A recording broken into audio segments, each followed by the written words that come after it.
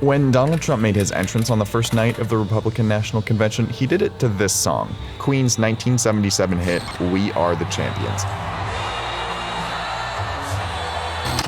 The band was quick to clarify that the use of the song was, quote, unauthorized.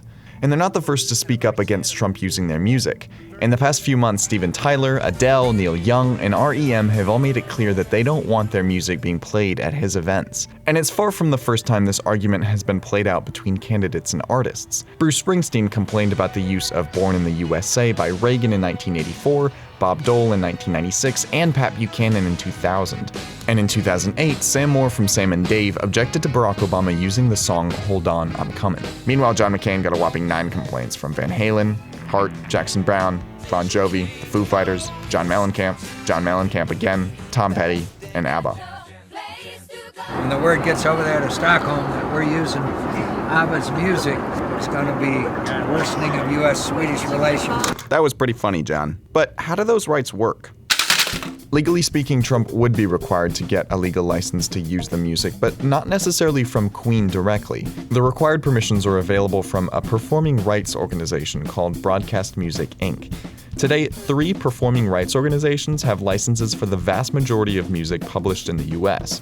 If you run a concert venue or even a restaurant or bar that runs background music, you can pay a flat fee to those organizations for the right to play just about any music you want. But BMI, which licenses We Are the Champions, has slightly different rules for politicians. They require campaigns to get something called a political entities license. That license allows campaigns to play music wherever they make public appearances. But there is a clause that allows any artist to ban their songs from being used by a certain politician if they want to. And that's exactly what Queen is doing right now with Trump. And Adele did the same thing this year. The artist representative sent a notice to BMI that they want their songs pulled from Trump's available catalog, and BMI notified Trump's campaign of the change. After that, Trump's campaign is legally barred from using that music for any event.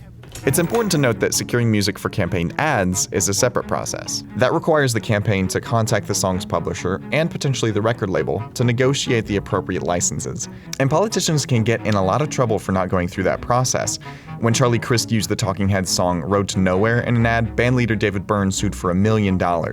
Crist paid an undisclosed sum and posted this apology video to YouTube. I sincerely apologize to David Byrne for using his famous song and his unique voice in my campaign advertisement without his permission. But most of the time, lawsuits aren't the end goal. Musician complaints like this are usually just to send a political message. And in a majority of cases, the politicians actually do respect requests from musicians to stop using the music. By using legal pathways to get their songs pulled from events while making news for doing it, Queen and Adele might be setting a new precedent. But hey, if Trump needs any song recommendations, he's gotten endorsements from Ted Nugent and Wayne Newton and Kid Rock. So maybe he can start from there.